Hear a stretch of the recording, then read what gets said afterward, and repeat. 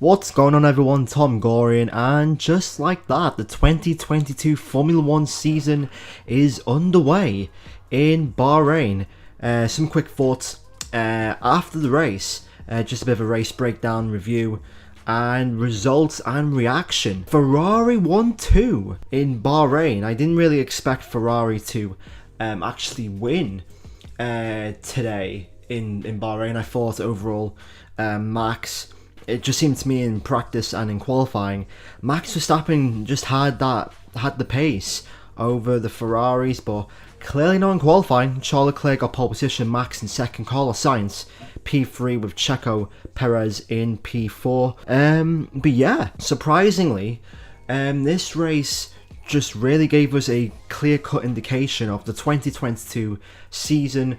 Do these regulations work? Do the cars, are they better at following? Yes, they are. The amount of times during that race that we saw 2, 3, 4 cars closely together, mainly at the start, the first 5, 10, 15 laps. But yeah, today's race was the first proper battle that we got to see. Well, apart from Austria 2019, the first battle between Max Verstappen and Charles Leclerc. And I think it's clear that, Charles Leclerc, when it comes to battling Max Verstappen, he just can read him way more than what Hamilton can, what Vettel or anyone else can read Verstappen. I think there was a point in the race where Verstappen, he was like 7-8 tenths back, and literally with the slipstream and the DRS, just gained so much time, and then he just locked up into turn 1. I think it was right after Leclerc came in after the second pit stops. And yeah, just Leclerc saw it coming from a mile away, and yeah, it was just rinse and repeat. Just a couple of overtakes where Verstappen got him in turn 1, and then Leclerc pretty much got him around the outside in turn 4, and just rinse and repeat for 2-3 laps. But Red Bull, wow, their reliability coming back to bite them. Obviously, Honda are no longer, quotes, in the sport anymore. It's about Red Bull powertrains. But yeah, wow, Verstappen was complaining for the last 15 laps about something to do with the engine and the steering wheel, and yeah, he had to retire the car. Perez pretty much had the same issue on the last 3 laps, and then on the final lap, turn 1, he span, engine cut out, and yeah, pretty much gave Lewis Hamilton another podium. As far as Mercedes is concerned, they're off the pace. 30 seconds. The fact that even though they're still the third best team, to be 30 seconds off Leclerc and Verstappen, not even 50% into the race, that's concerning. But how will Mercedes respond to this? They've got it's a lot of time to gain 30 seconds in race trim, but apparently they know the issues, they know what's going on. And even though we've got Jeddah in 7 days, it's going to be very interesting to see how Mercedes address these issues. But Ferrari 1-2 here in Bahrain. Ferrari's first 1-2 since Singapore 2019. Yeah, Singapore 2019 was the last time that there was a Ferrari 1-2. Yeah, obviously Vettel winning and Leclerc second. This time it's Leclerc first, Sainz in P2. I expected more from Carlos Sainz as far as trying to follow Verstappen and Leclerc. It just didn't seem like Carlos Sainz had the pace to match Leclerc and Verstappen and Perez as well. Even though Perez was catching up to them a little tiny bit in the second or third stints. But yeah, the tyres as well, that's a massive issue. Okay, that's a massive thing we need to talk about. I did not expect these tyres to go, 3 stints. Okay, I thought 2 maximum, but it looks like we're going to go back to 2013 tyres where it's 2 stops, 3 stops depending on the circuits.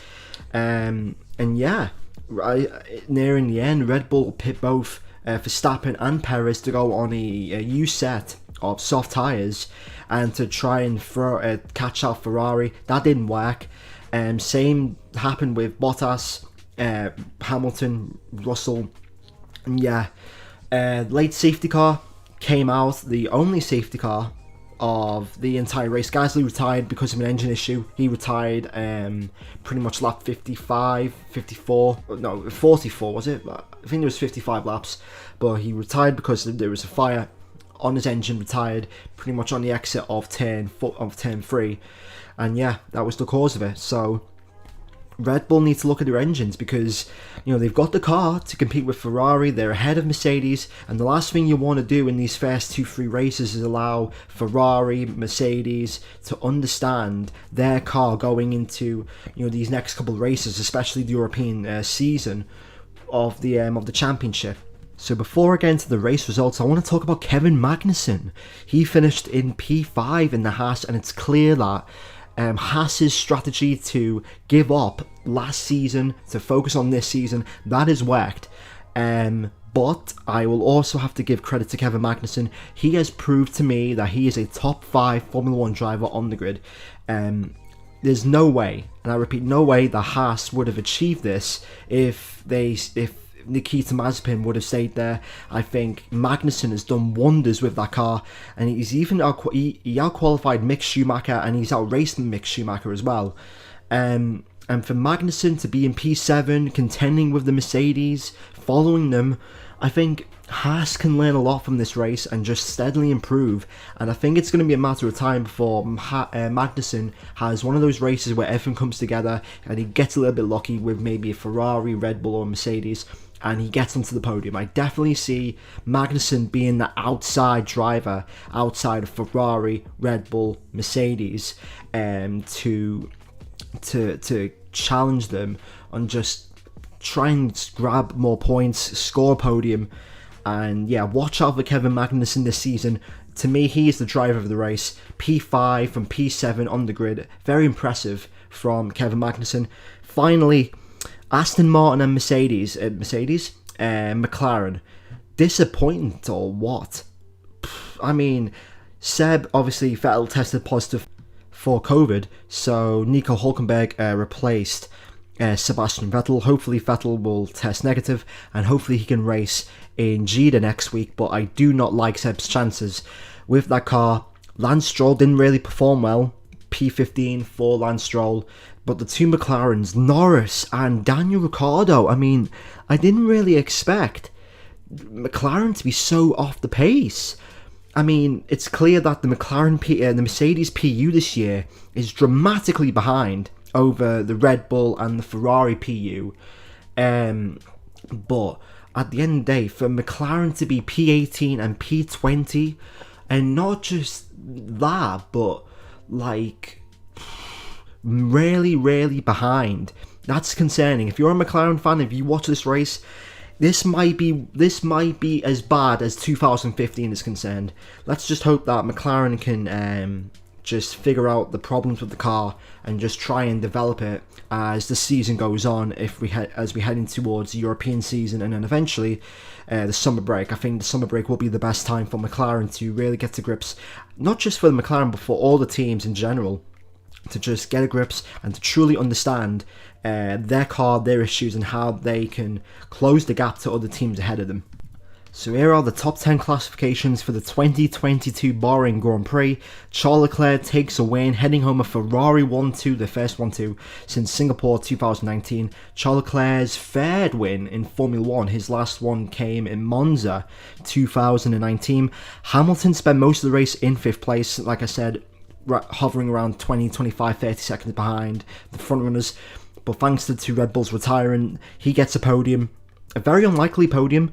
But obviously no Mercedes, they'll take away the positives and most likely the negatives from this weekend. George Russell, after qualifying in P9, he secures P4, so good results for Mercedes there. Magnussen, the driver of the race in my opinion, P5. Bottas and Ocon P6 and P7. Bottas had a quite good showing today.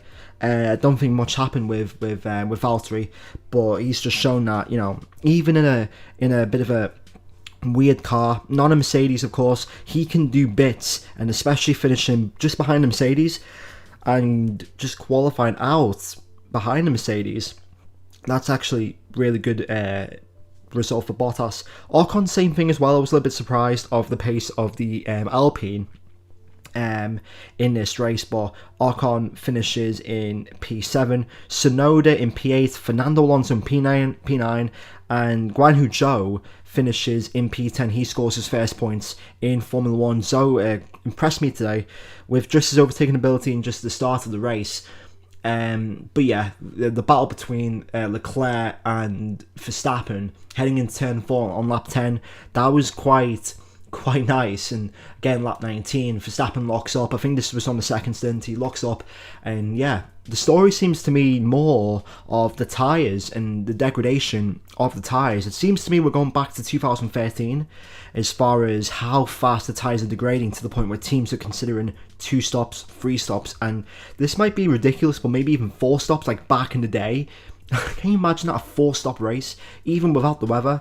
That's crazy. But yeah, early indications, Ferrari seem to be, this could be Ferrari's season. This could be Ferrari's championship to lose.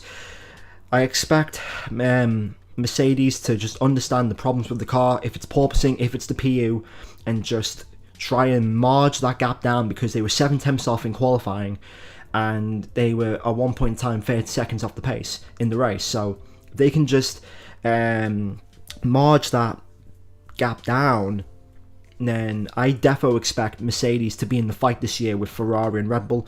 Red Bull, they showed pace, but they're just lacking behind Ferrari, especially in the slow speed corners. I didn't expect Ferrari to be that quick in the slow speed corners, mainly sector 2. But yeah, they need to sort out their reliability issues first, because you can't win races without achieving reliability. You know, it's just that obvious. In order to finish first, you need to finish. First you need to finish. So the Red Bulls need to just get a grip on their reliability, otherwise they might lose this championship in the first 5-6 races, depending on Ferrari and Mercedes. Alpine as well, Alfa Romeo, great results for the mid runners. The race itself was actually quite good.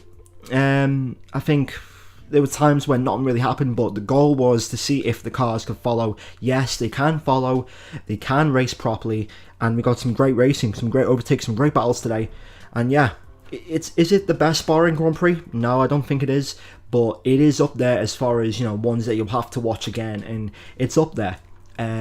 Next week we go to Jeddah, a very power related circuit.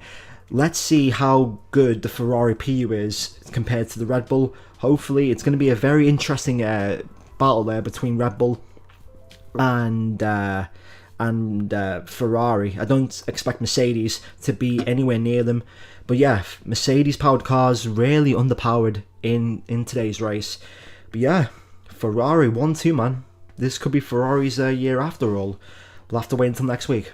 Thanks for watching this Bahrain 2022 review. Subscribe to the channel if you're new for more Formula 1 content as I go through the 2022 season. And yeah, take care. Peace.